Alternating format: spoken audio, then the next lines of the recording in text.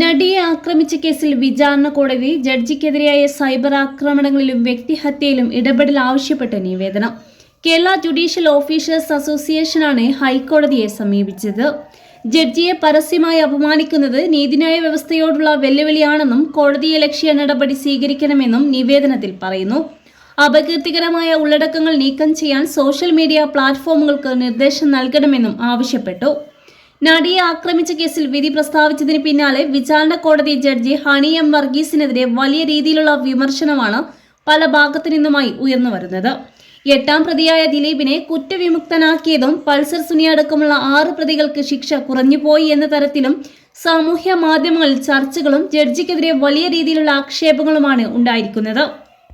പരസ്യമായി അപമാനിക്കുന്നത് നീതിന്യായ വ്യവസ്ഥയോടുള്ള വെല്ലുവിളി. നടിയെ ആക്രമിച്ച കേസിൽ ജഡ്ജിക്കെതിരായ സൈബർ ആക്രമണത്തിൽ ഇടപെടൽ ആവശ്യപ്പെട്ട നിവേദനം.